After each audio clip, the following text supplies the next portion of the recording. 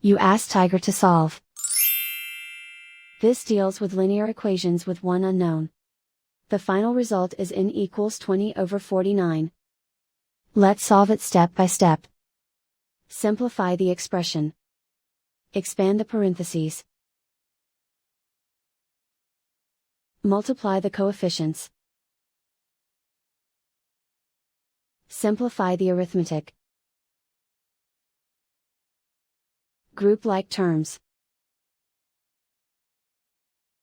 Simplify the arithmetic. Group all constants on the right side of the equation.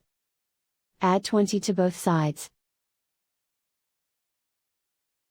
Simplify the arithmetic.